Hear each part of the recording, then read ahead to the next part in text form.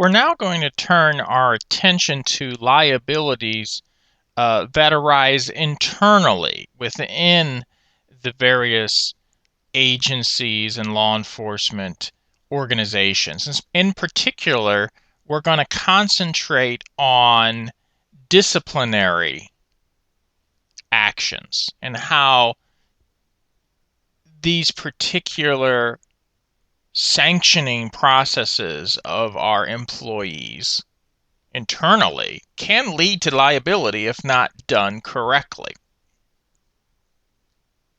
Now we're going to start off by just contemplating and reviewing, we hope, some general concepts regarding internal affairs investigations. Why are they so important? Why do we allow the police to police themselves? Well, first of all, law enforcement is a profession. One of the differences between a profession and an occupation is that by the title, there are professionals involved. And there's a certain level of professionalism and the ability to regulate your own profession. For example, attorneys. They are members of the state bar. In my case, I'm a member of the Florida bar. We have our own internal affairs, if you will, department called the Florida bar. And I used to actually, my very first job was investigating allegations against other attorneys for the Florida bar out of the Miami branch. So a profession tends to self-regulate, and it has an interest in doing so, because if a profession is not cleaned up by its own members, then outside sources, outside entities will come in and clean it up for you. If accountants become very corrupt, then the government will pass special laws and regulations where outside agencies will regulate accountants, and that's not always good for the profession itself. Same thing applies with law enforcement. If law enforcement has a robust, aggressive internal affairs type investigations and finds and cleans up the bad apples out of their force, or retrains the people that need to be retrained, if that's the ultimate outcome of the investigation, then it's a way of self-regulation and keeping outside groups out of your profession, such as individual citizen review boards or outside investigative panels or the federal government or other state agencies. Internal affairs departments and their thorough and timely investigations build trust by the community if they're done properly and in a timely manner. Obviously, one of the main purposes of internal affairs investigations is to take care of the issues, the internal issues, the bad apples, if you will, in the force. Also, to identify and recognize that maybe there is insufficient training or a policy that is not properly instituted or written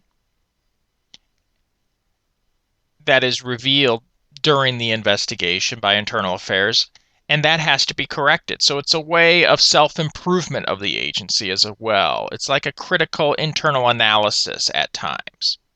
Finally, internal affairs investigations protect the officers themselves because they're investigated by people who have been there. They know the profession. They've walked the walk, if you will. Police want to be investigated by their own kind, if you will. Because many outside investigators, if they don't have law enforcement experience, they really don't realize what the job entails. So these are some of the reasons why we have internal investigations and internal affairs departments and why they're important. Now, switching to our purpose, our conversation here is the areas of liability surrounding internal affairs and internal investigations. They have to be done right, because if they're not done right, there are claims of violations of due process by the subject officer being investigated. And that could lead to liability, a lawsuit against the agency ultimately, which may result in money or reinstatement of the individual officer regardless of the findings of the investigation. If an internal affairs department fails to do a complete investigation and does not conclude properly, that could be an area of liability later. In other words, if an officer is exonerated constantly when in fact the charge should have been sustained, i.e. upheld, and maybe the officer removed from the force, but that doesn't occur because the investigations are sloppy or incomplete, that could be an area of liability, especially if something goes wrong, something terribly goes wrong down the road, and this officer should have never been in a squad car, or carrying a gun, or wearing a badge ultimately. Another giant area of liability, and we'll be talking about all of these on the list later this presentation, is the source of union complaints. As I had mentioned, one area of professions or the industries that is highly unionized is the government sector. And in law enforcement and fire departments and correctional institutions, highly unionized.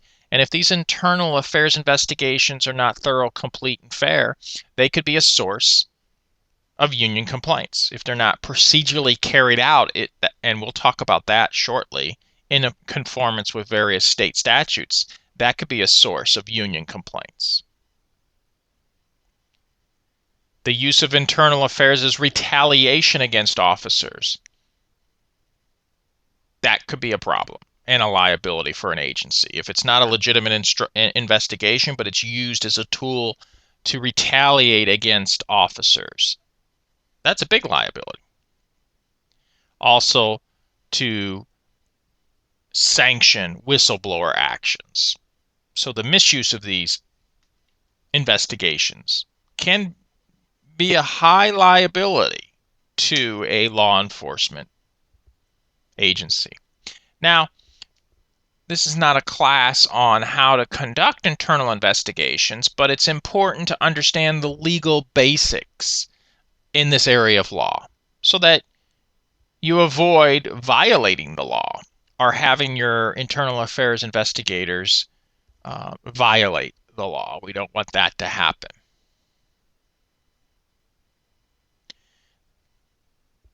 Procedurally, if one of our deputies or road officers or supervisors or someone in the command staff there's allegations of criminal wrongdoing, of course they have criminal rights that kick in, the constitutional rights, as well as the Miranda rights.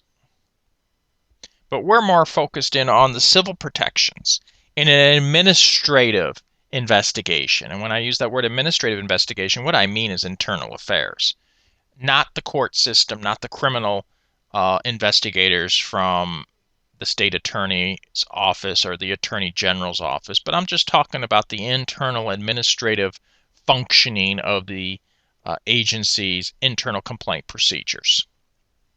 Now, there are two main historical cases in this area. The Garrity case, Garrity versus New Jersey in 1967, and the NLRB versus Weingarten, Inc. in 1975. And we're going to talk briefly about these two very important U.S. Supreme Court decisions because from them came the basic protections afforded to government workers when these administrative complaints are processed, are investigated. Let's first talk about the Garrity case. It's a famous case. The facts generally is that the Attorney General of New Jersey was investigating allegations that a group of officers and the chief of police of a local municipality were fixing traffic tickets. During the investigation, of course, they questioned each individual. And they warned the individuals, including Chief Garrity, that anything they said could be held against them in a criminal proceeding. However, they were also told on the flip side, if you don't answer any of our questions, you would be terminated.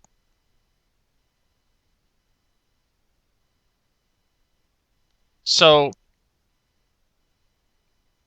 that placed the subjects, Chief Garrity and the 5 other officers and individuals in these departments, in a precarious position because anything they said could be held against them in a criminal matter, but if they didn't say anything, they would lose their jobs. Well, rather than losing their jobs, they did answer the questions under oath. Ultimately, the information gleaned and gained from those questions and answers were used as evidence in prosecutions over their objections. So in criminal court, they were actually charged with crimes. They objected. They said, Judge, this wasn't fair. We had really no choice. They were railroaded. They had to answer the questions, whether they liked it or not, because they would lose their jobs. So in the criminal case,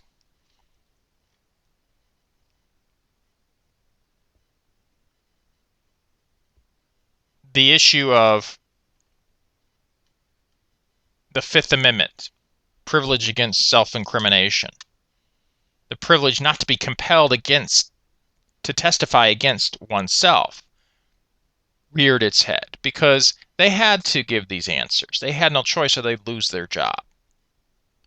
So they claimed the Fifth Amendment violation.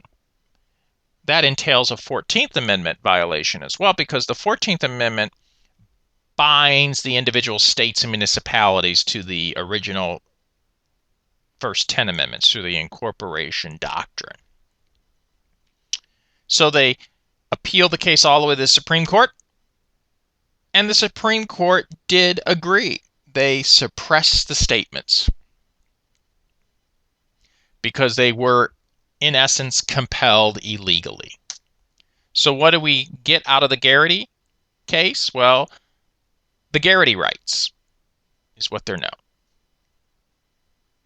And here are the 3 major rules when conducting an internal investigation. First of all, decide if the administrative investigation should even proceed prior to any criminal charges, any parallel criminal charges being investigated. I know in our agency, and in like many law enforcement agencies, we tend to defer the administrative investigation until the criminal charges or the criminal allegations are addressed. That way you don't taint whatsoever the criminal process, the criminal procedure process. And the state attorneys are very appreciative of that because the internal affairs investigation doesn't run afoul of the Constitution. It doesn't taint any evidence. So I know in our agency, like many other agencies, what happens is if a complaint comes in and it's criminal in nature as well as civil in nature, i.e. a violation of the agency's rules and standard operating procedures, our internal affairs agency tends to press a pause button on their investigation and wait for the criminal investigation to proceed and complete itself, run its course. But let's assume that you do go forward in the investigation. Your internal affairs department does go forward. Then the interrogating officer must inform the subject officer that the compelled responses cannot be used against the officer in a criminal proceeding. So the responses will only be used in the administrative process or for administrative purposes. So the Garrity warning, that's what we call it, is read. And actually it's read on the record so that it's clear to the individual, the subject of the investigation, the government employee, that anything they say will not be used in a criminal case. The subject officer of the investigation must be told that failure to respond to the questions may result in discipline up to and including termination. So the employee is informed of these 2 items, and then they're ordered to respond to the questions. So should the administrative process proceed, any information gleaned from it, any answers to questions cannot be used later in the criminal case. Violation of the Garrity rights is a big problem because it could taint a criminal investigation down the road. When does it apply, though? The Garrity rights in administrative investigations, not in criminal investigations. In other words, state attorneys and attorney generals and other police members do not have to read the Garrity rights if they're investigating a criminal matter. They only have to worry about the Miranda rights. It applies to all government employees, union members and non-union members, no matter how far up the rank or how low on the rank, or if you're sworn or civilian. It applies to all government employees. The sanctions for a violation, the loss of evidence, an administrative proceeding possibly. A follow-up arbitration on the whole matter. The arbitrator may toss out all of the statements. An unfair labor practice, we call that a ULP complaint, may be filed against the employer. What that is a federal lawsuit, basically.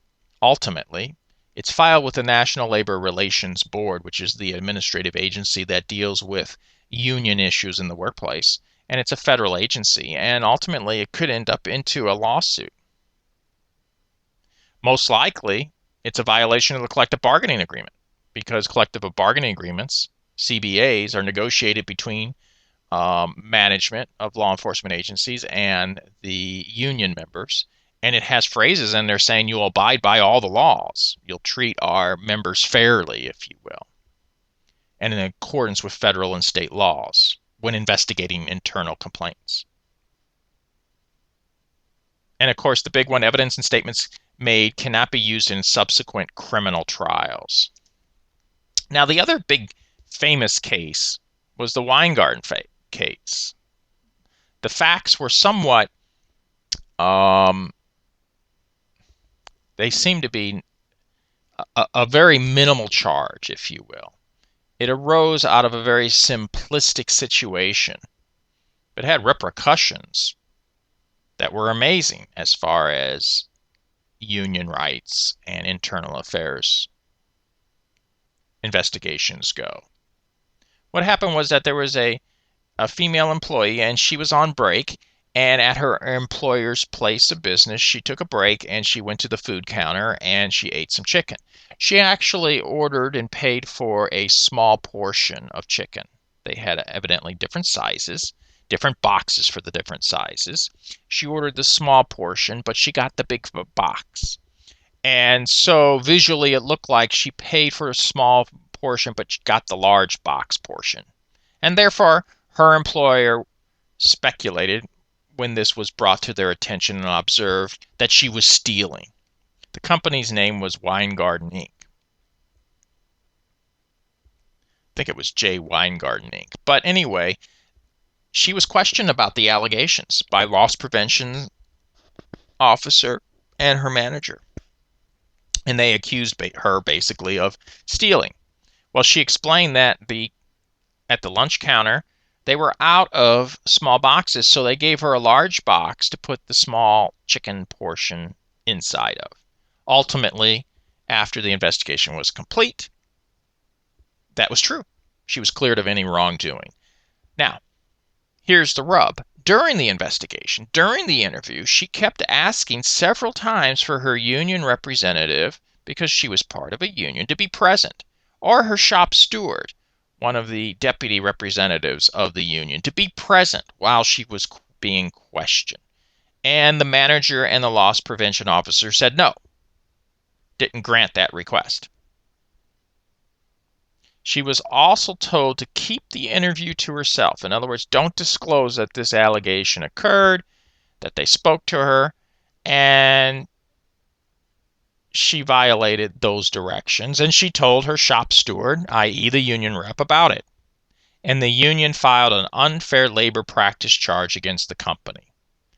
So a ULP was filed with the National Labor Relations Board, NLRB, that federal administrative agency, who then ultimately issued a ruling against the company, The company appealed, and it went into court, and ultimately to the Supreme Court. And the Supreme Court agreed with the worker, with the union. That is to say that an employee is entitled to union representation for investigatory interviews. So this famous case, again, created some basic rules, which are displayed here. The employee must make a clear request for union representation before or during the interview, and if that occurs, the employee cannot be punished for making the request. And again, a union member or union representative then must be called and must be present during the questioning of the individual. Now, again, keep this in mind. This deals with administrative investigations, not criminal investigations, but administrative investigations. After the employee makes the request, the employer can choose one of two things. They can either grant the request and to delay the questioning until the union representative arrives, which sounds commonsensical, or deny the request and end the interview immediately, one or the other. If the employer denies the request for union representation and continues to ask questions, it commits a ULP, and that's going to result in a lawsuit against the employer. I should say it's going to result in a complaint to the National Labor Relations Board, and if the employer appeals, it could end up into federal court. And that costs a lot of time and money and a lot of internal strife within your organization. And if you lose, you have to pay the attorney's fees and costs of the union as an employer. And vice versa. If the union loses, usually there's a shifting of the attorney's fees and costs obligations there.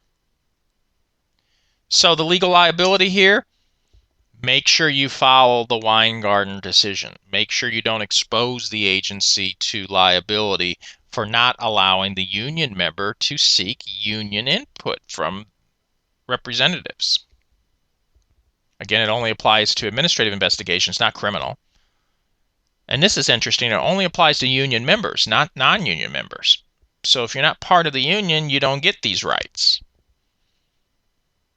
A little side history on that particular note. Originally, it did not apply to non-union members, and then under Clinton, the NLRB, National Labor Relations Board, which again is a federal administrative agency, they started applying it, saying it applies to everybody. And then under Bush, George W. Bush, the NLRB changed its position and announced that it does not apply to union members, and that's where we stand now. Sanctions for violations. Loss of evidence in administrative proceeding, possibly. The arbitrator or the judge may throw out the evidence against the employee. A ULP complaint against the employer, as we spoke about. Unfair labor practice. And most likely a violation of the collective bargaining agreement, CBA, which is the agreement between management and union. Now let's shift gears and talk about statutorily state-specific statutes, often called Officers' Bill of Rights, or also known as Policeman Bill of Rights or Peacekeepers' Bill of Rights. There's different phrases, but they mean the same thing. They're sets of state statutes which are passed specifically to protect correctional officers and law enforcement officers on a state and municipal level. They dictate how an investigation proceeds, what rights and duties are between the parties, between management, the investigators, and the subject employee and the unions. The history of these ultimately started out in California, and there was a lot of strife, a lot of accusations that police officers were being retaliated against because of politics, and so they weren't being treated fairly during internal affairs investigations. At least that was the perception.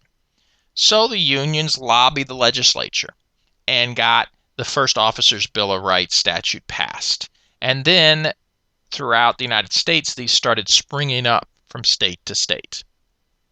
Most states, I would say a majority of states, have these. And they're very detailed. We'll take a look at them in a minute. Very, very confusing, and it's hard to be an internal affairs investigator in these states that have these statutes because it's complicated. You got to jump through the right procedural hoops.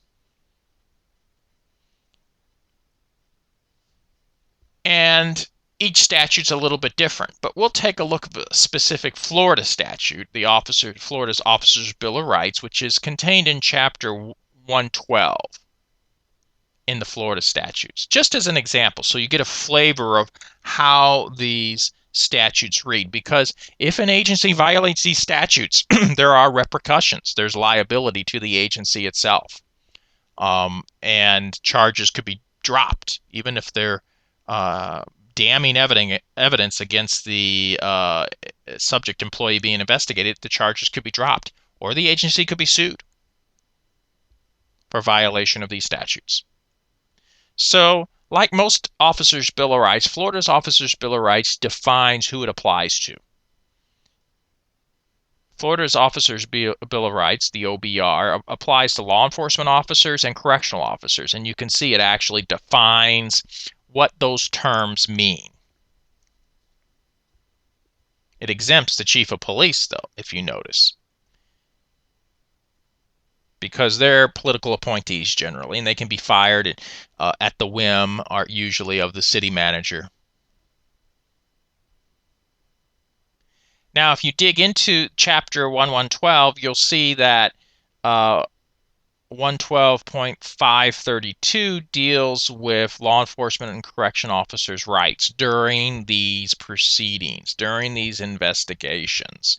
And it goes into detail. It says whenever these investigations occur in which there can be disciplinary action, suspension, demotion, or dismissal, then the statute lays out the criteria. The interrogation shall be conducted at a reasonable hour, preferably at the time when the law enforcement officer or correctional officer is on duty.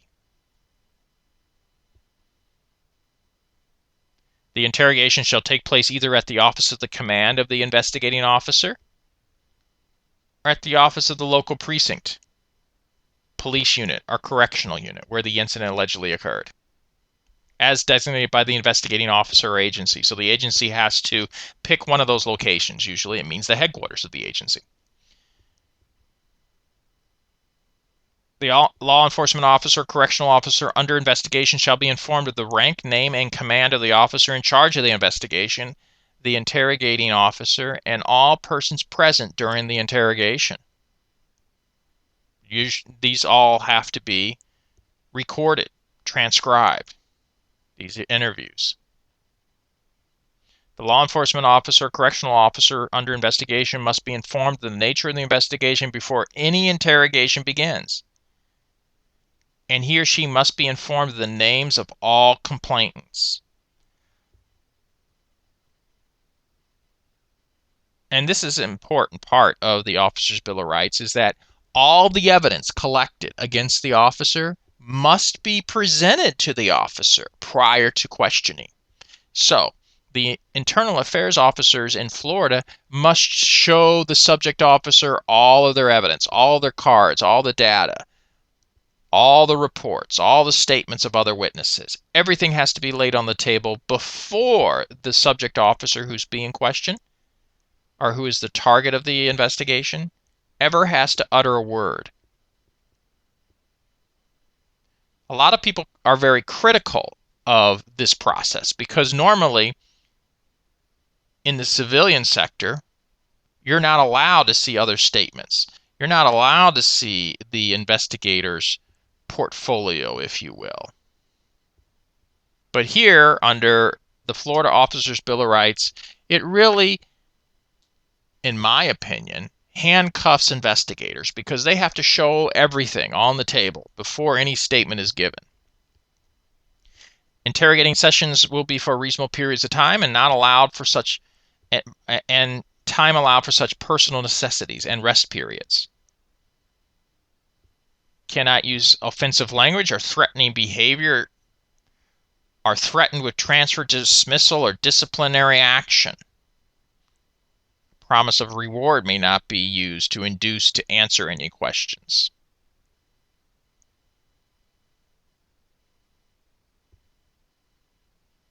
A copy of any recording of the interrogations session must be made available to the interrogated officer no later than 72 hours, excluding holidays and weekends following said interrogation. Again, a violation of any of these could subject the agency to the evidence being tossed out, the internal affairs investigation being closed, or its findings basically not enforced. And so the employee is never sanctioned.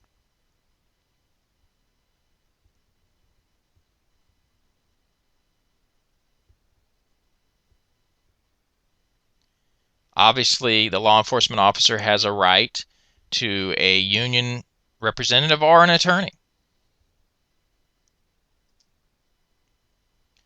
The receipt of and processing of complaints under the Florida Officers' Bill of Rights is very detailed. How it comes in, how it's handled, how it's investigated.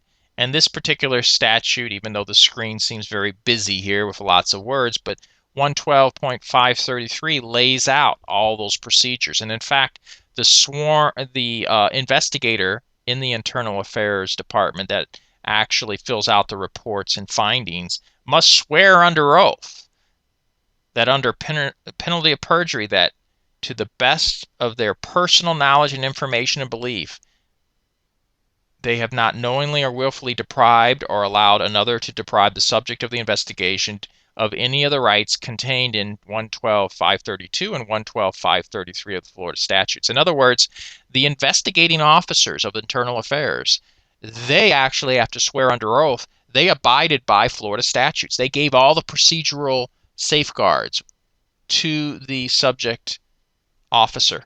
And if they lie, if they sign that statement and they lie, they're in trouble. An investigation into them could occur. If there is a material deviation of these statutory proceedings, the investigation can be paused and actually a lawsuit started against the agency. Under Florida, all complaints have to be forwarded to the law enforcement agency or the employer themselves. So no matter what agency gets it, if the mayor gets a complaint or if a review board gets a complaint or you name it, any department gets a complaint, it has to be forwarded to the law enforcement employer agency to investigate within 5 business days. So it's very strict. Again, failure to comply, there's a whole statute in Florida, is official misconduct. People could lose their jobs if they don't do internal affairs investigations properly.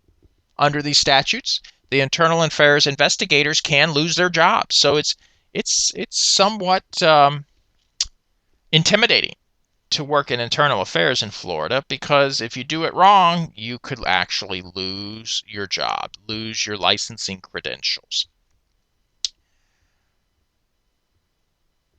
And this particular statute lays out the process of the subject officer, the one being investigated, to actually file a complaint that their rights are being violated during the investigation. And if that's the case, you can see a whole procedure in which there's an investigation inside the investigation against the investigators, believe it or not.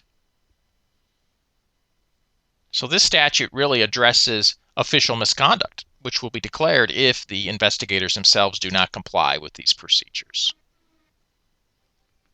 Now, let's talk about how labor complaints and ultimately the findings of internal investigations are challenged in the workforce, because again, this is a source of liability to the agency. Under the labor laws in the United States, both parties, the union and management, must deal with each other in good faith. So therefore, mediation is always the first option. If parties disagree about the sanctions, you can try to mediate it out. But if that's not possible, if the chief of police or the sheriff of the organization or the public safety manager of the organization decides that the sanction is proper, i.e. the discharge or loss of pay for a certain amount of days or suspension, if they believe that that is the right discipline and the union disagrees or the subject employee disagrees, Then they go to arbitration. That's generally how these are handled. And we're going to talk about the difference between arbitration and litigation in a few minutes. But arbitration is generally the form of choice under these types of disputes. So if a sanctioned employee gets fired or loses, pay or is suspended and they don't agree, they can challenge it in arbitration. Litigation is used, that means filing a lawsuit, generally is used when there are laws that are being violated. The union member or the subject employee feels like they've been discriminated against, or they were retaliated against because they blew the whistle, or they're being sexually harassed, or the union could sue to enforce the collective bargaining agreement, the contract itself, its terms upon the law enforcement agency. So litigation is not necessarily not used. It is used in certain circumstances when there's these violations of federal and state laws. But generally, sanctions are challenged in arbitration. Now let's talk about arbitration. Arbitration is when you get a neutral, detached decision maker, we hope, we presume, to make a decision. Now, arbitration could be a panel of arbitrators or it could be an individual arbitrator. I've seen it both. How do you decide? Well, generally, in the collective bargaining agreement, the agreement between management and unions,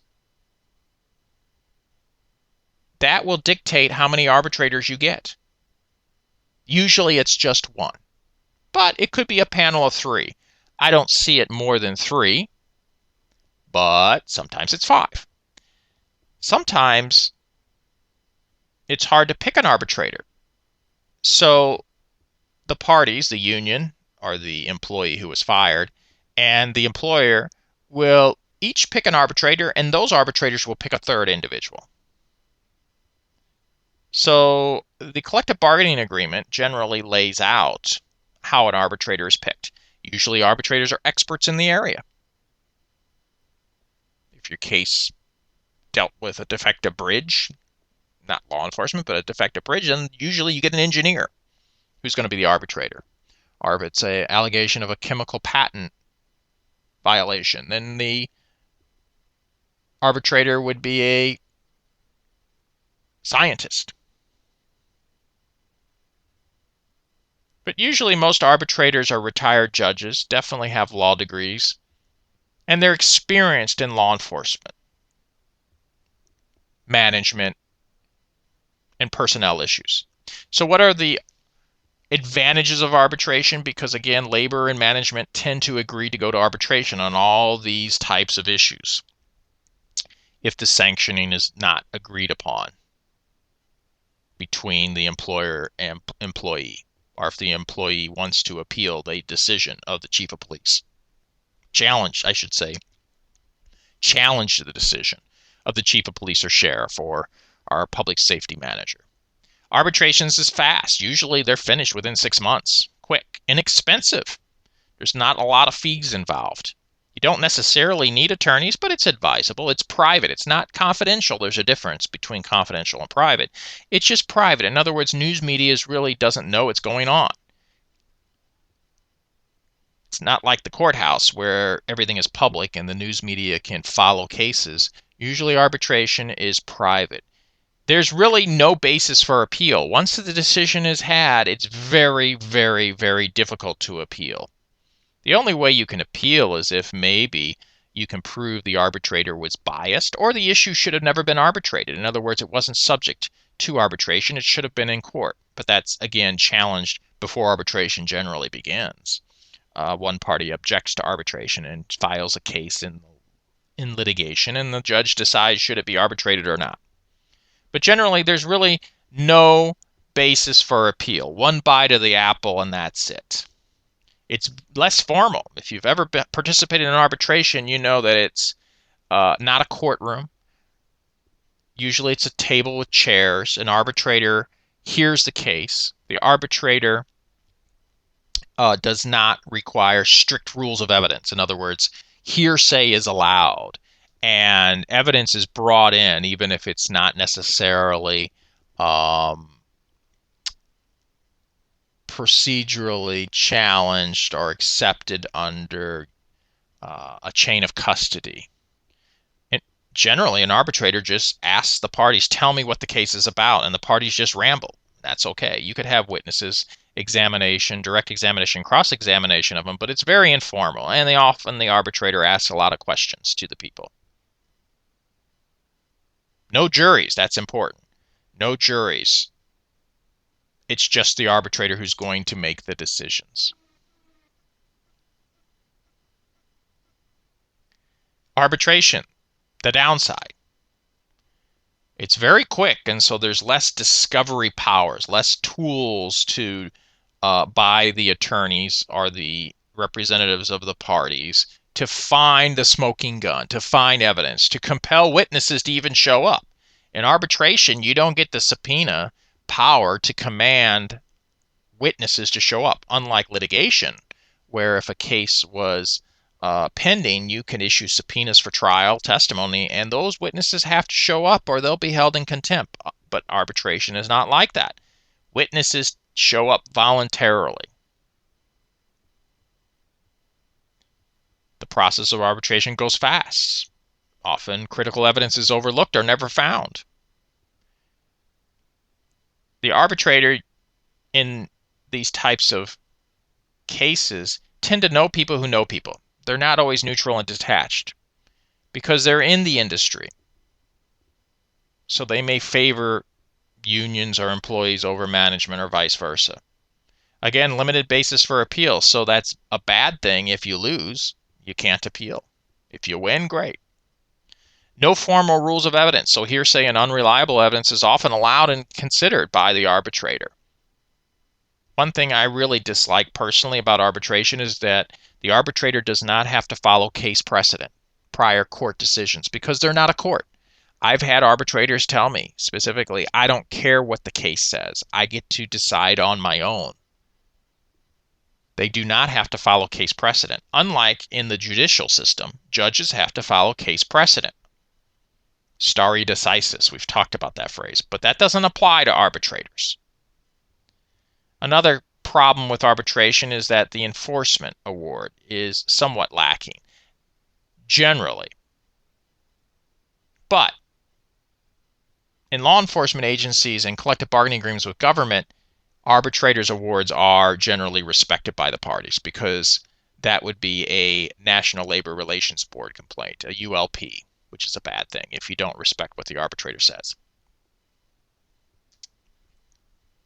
Let's talk about litigation. Litigation has some advantages. First of all, you get a judge who generally is a neutral, detached decision maker.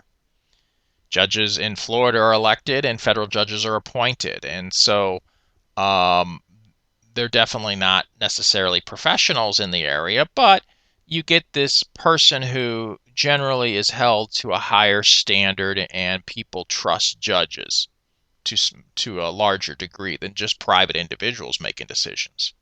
You can always appeal a judge's decision, a mistake of law, not a mistake of fact, but a mistake of law. If the judge makes a decision on the law, interpretation of the law, or a ruling within the case, then you can appeal that. You can never appeal, of course, mistakes of fact. That's when a jury decides a case.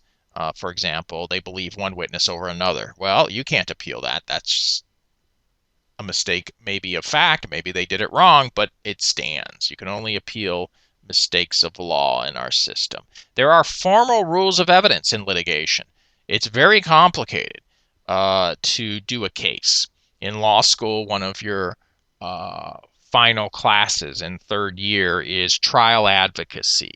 They teach you how to act in the courtroom, how to present a case. There are a lot of formalities, a lot of procedures. You have to worry about rules of evidence such as hearsay, and then the exceptions to hearsay. The way to question witnesses is a very proper way. Voir dire, picking jurors, is very important. The use of jurors in litigation. Let the people decide. That's an advantage. Extreme discovery powers. In our country, we probably have the most extreme discovery powers given to attorneys. They're allowed to subpoena witnesses and for deposition and send out interrogatories and requests to produce documents and inspections of computers and pictures, etc. So you can find that smoking gun. In litigation, you can dig down and use your time to find the evidence you need to prevail in a case. Litigation, again, judges are in control and they do have to follow case precedent. Prior cases with similar facts from higher courts. So there adds a sense of predictability here. You know kind of what the outcome will be if you have prior cases of similar facts from higher courts. A final court's order, as you might imagine, is a judgment, and it's very powerful in the United States. We have a constitution that says judgments in one state will be respected in others.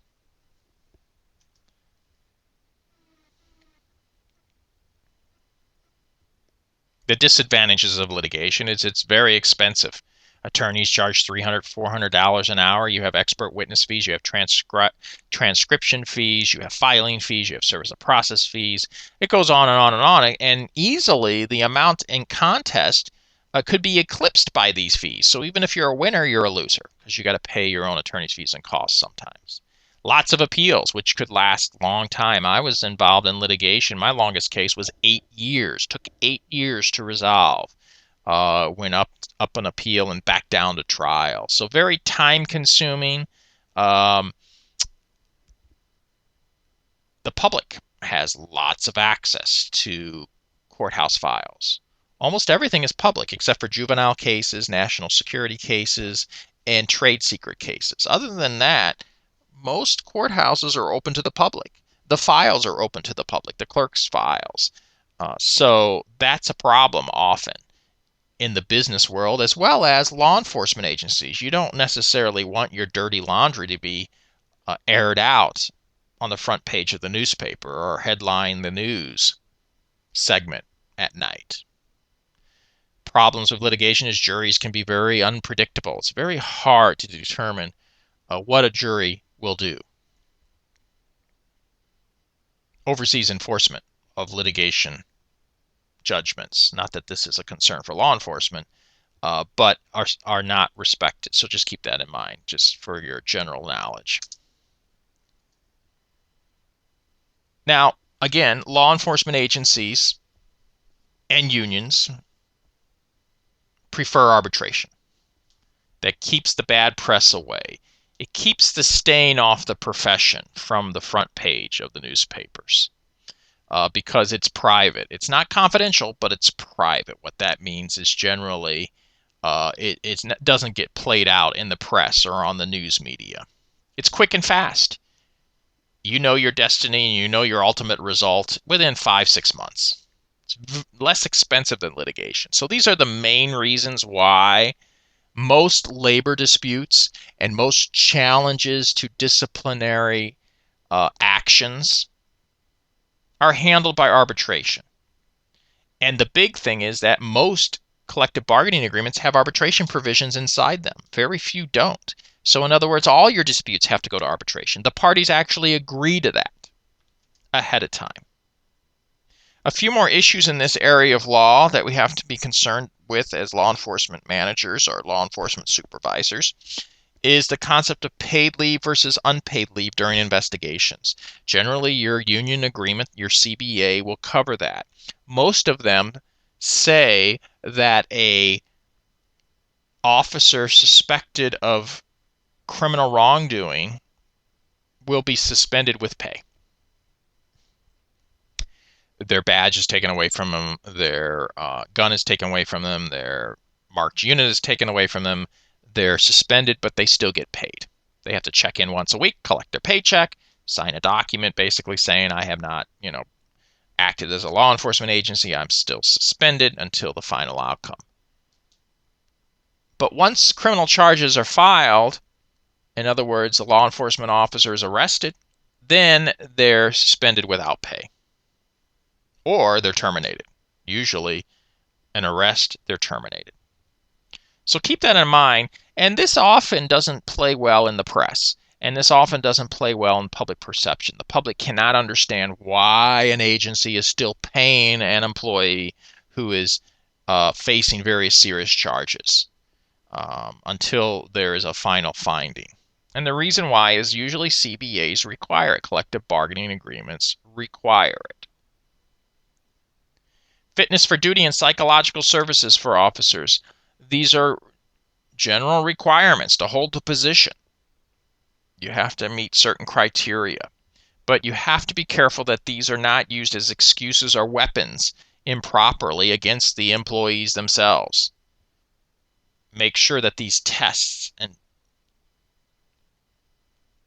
fitness for duty tests fit the job function. They're needed, and they don't discriminate against disabled individuals or other protected classes. Obviously, if you can't perform the job function